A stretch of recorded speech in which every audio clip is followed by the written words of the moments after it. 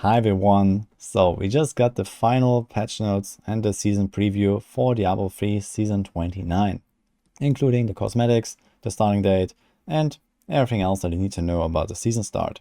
So it will be on September 15th on the Friday. This is exactly 1 week from now actually, so it's a very short notice blog post this time around, but we already had the season ending announcement a little while ago, and the most likely starting date was going to be September 15th. So we already expected that. It's going to be at 5 p.m, the typical start time in the major 3 regions. So this is nothing unusual here. Now, here are the cosmetics. We have not seen them before, I believe. There is some new stuff coming actually, which is the Rework's Mad King portrait, and also this bird pet here, the Quoth pet. Looks kind of cool. And they're actually bringing back the galactic wings. So in case you don't know which those are, I have been asked about this on my stream thousands of times. It's those wings here from season 17. I think they're really badass, and now is your chance to get them again. A lot of people have not played this season, and everyone always wanted those wings. They are coming back, and they're not actually shown in this blog post, but those are the galactic wings. They're pretty cool, I think. What else do you need to know? Well, if you have followed the PTR, then actually nothing really. They did some slight tweak to Orc's Dream, and everything else in these patch notes actually seem completely unchanged based on what I can see, aside from them removing one of the affixes from the Visions of Enmity monsters, but that is pretty inconsequential. However, I'm going to walk you through the patch overall, so that you get a bit of an idea of what the season will look like. On top of this, we are also updating all of the Maxroll builds yet again for Season 29, so you can expect that we have all of these pushed out in the next few days, ready to go for the season start. So we went through every single build, we updated everything for the Paragon cap, for the Soul Sapphire mode, with new build tweaks, etc. So everything that you usually can expect. And of course, we're going to have some other posts for you about the season mechanic, etc. And very interesting, there is a message about the future of Diablo 3 from the Diablo 3 team. So a lot of people always say, this is the last season, and well, we already had the last season last time, and now comes another last season next time. Well, what is the last season actually? Turns out there is no last season, I guess depending on the point of view. However, it is true that this season is the last one that introduces a new season theme. So this is probably why people call it the last season, compared to the last season before the Diablo 4 release, and then, and so on. But either way, seasons are going to continue, and they have this little message here basically saying that with Season 30, the Altar of Rights is coming back, the Season 28 theme that was like this massive power creep, and also had these nice quality of life features like the auto salvage from the pets, and the crowd control immunity, and the longer massacre streaks, and all that good stuff. So that is coming back with some tweaks. We don't know exactly. And then in Season 30, so whenever the next one comes, I assume like December or January, we're gonna have recycled season themes. They didn't say which ones exactly, but they're probably bringing back some of the coolest ones, I imagine. So we didn't really have that many super impactful themes that everyone liked, but I think we can guess a little bit at least. The cool thing about this though is that they are actually dedicating themselves to a 3-month cycle again, starting with Season 30. So it says here, following Season 30, the features and the themes are coming back roughly every 3 months. So this was the original timeline they had in mind for seasons, but then 2020 happened, and well, they started slacking more and more basically, with seasons even lasting longer than 6 months at this point. But with no new content being developed, they are actually going back to a regular 3-month cycle. And you know which other game has a 3-month cycle? That's damn right, that's Diablo 4. So realistically, I expect them to kind of like, leapfrog each other with those releases, with probably Diablo 3 coming in like the later half or later last third or something of the Diablo 4 season, similar to how it's going right now, with Diablo 4 releasing around the month after Diablo 3, coming up here in October. So that is really cool, really like something to look forward to, and definitely adds some more excitement for me in the future, I think, where you can just like easily jump into Diablo 3 without really losing out on anything else in Diablo 4. So that is really awesome. And I think the season starts coming up are going to be really fun to play anyway. For those that have been following the PTR already, this is about it for the news here, but I think it all sounds really good. I'm really looking forward to this. And for everyone else, I'm going to walk you through the patch real quick. Of course, there's going to be a lot of videos coming up from me. I have a bunch of guides planned for the season. I'm going to release a bunch of build guides, season mechanics, everything in more detail. But here I want to give you the overview. Let's start with the conquests. So we have the Everrise conquest, we have the set dungeons, we have the tier 55 solo with 6 different sets, we have the sprinter, and the thrill with the greater 45 solo bounty set items. All of them are super easy. Hades Gifts is the rotation with Earth, Invoker, Shadows, Sunvoku, Inarius, Jade, and Firebird. The two winners here are Shadow and Firebird, in my opinion, because those builds are somewhat decent and kind of work out of the box. The others, you probably want to grind up another set as fast as possible. In general, though, I don't think it's going to be a major issue for anyone to complete the GR20 and get the full set. So at least it's going to be an easy start to your full set with basically any of this. So that's really good, besides maybe the Inarius, which doesn't really do much on its own. And now comes the patch notes. There's a solo self-found mode that they're introducing. This is a permanent feature where on character creation you can select this box here. So you are going to be on a dedicated solo self-found leaderboard with that character. This means you cannot group up with anyone and you cannot trade with anyone.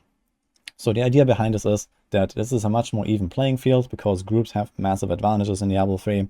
There's simply lots more efficiency, you can farm bounties, you can loot share, you can unlock greater rift tiers, boost gems, etc.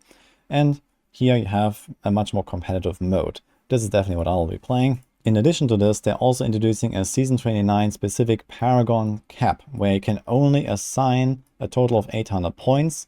And they're also tweaking the Paragon system a bit. We can put 200 into each of those stats. So now you can take those 200 from one category and assign them freely. You can put all 200 into one stat. You can get 40% cooldown, you can get 40% resource cost reduction, 200% area damage. So you can do some pretty crazy stuff.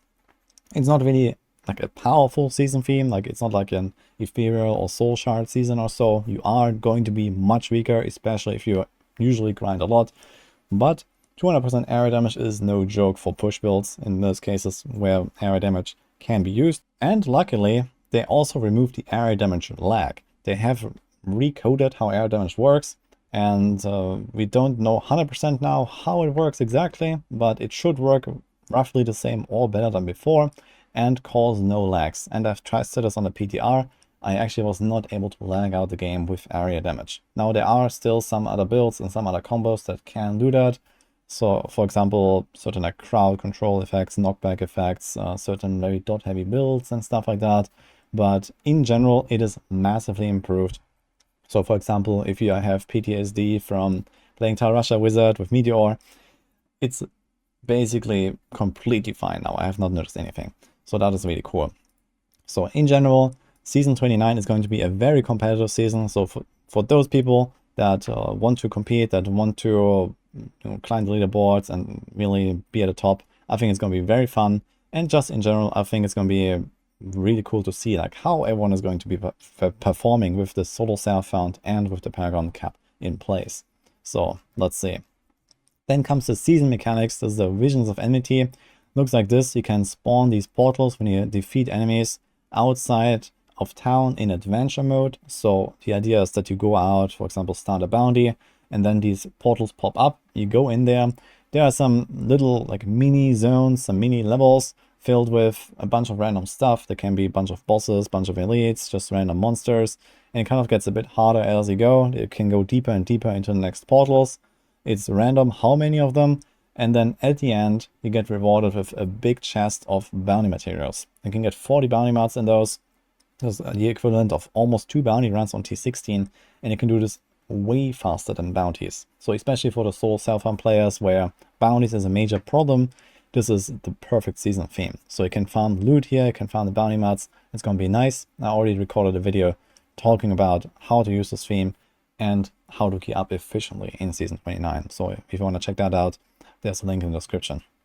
In general, I think the season theme is going to be quite impactful. There is some new affixes in there, but honestly, they don't really matter. These are T16 monsters and they only get slightly stronger. So you're just going to blast through this with like a proper build once you're set up, and you don't really care about this, I think. but they did introduce 2 extra elite affixes in there that are a bit annoying. Nothing that really concerns anyone, I believe, though. There are some other changes here. They have the community-led changes, so this is mostly due to the feedback that the developer team has gotten. And I gotta say, they have done a really good job at like picking up the feedback, also like, you know, going back and forth on this, and in general, just like listening to the people, you know, still come back every season and play the game a lot, and you know, just have points to share. First point is they did some tweaks to Auric Stream. In case you don't know Auric Stream, this is around 1 in 100 chance greater rift that you can randomly open that is generally good rift. So the idea is that this is useful for a solo push, for example, where you have only a selection of good maps and only a selection of good monster types. The problem was there were 2 monster types in there that were actually quite bad. So those 2, they have been removed now, and they added 3 really good ones. So the Wild Storms is like literally the best monster type in the game, and the Savage Beast combo, and also this is the Lakuni Slasher combo. So this is all really good stuff. Auric Streams are going to be superb now across the board, and especially for solo pushers, if you get one of those, you want to use that run. Then some slight tweaks for the Monk. They had added a Flying Dragon item indicator. That's really cool. Some builds use that item, so it's really nice to be aware of that. They bug fixed Tempest Rush, where you don't randomly lose your stacks now. That's nice. They effectively killed off rat runs, basically for all time.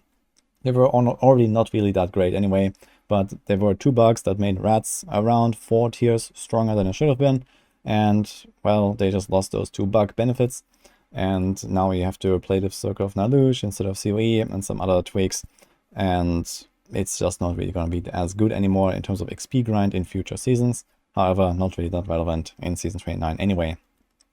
And a few other small things. They removed the requirements for the set dungeon for the season journey. I think this comes as a big relief for a lot of people.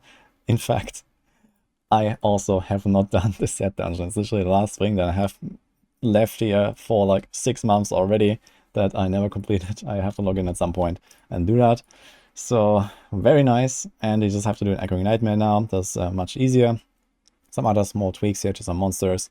And some maps here, for example, Corvus, Ice Caves, and Spider Caves no longer spawn in Greater Rifts. So that's going to make the experience a lot more smooth and streamlined. That's going to be quite nice. Now, some interesting stuff. The balance changes for the sets. There's not really too much in this patch, but I have already mentioned this major rebalance in Season 30. So when they do like this final last big update with Altar coming back, etc., they're also taking a look at basically the overall balance of the game, and they're probably shifting around a lot of powers. So let's see what will happen here.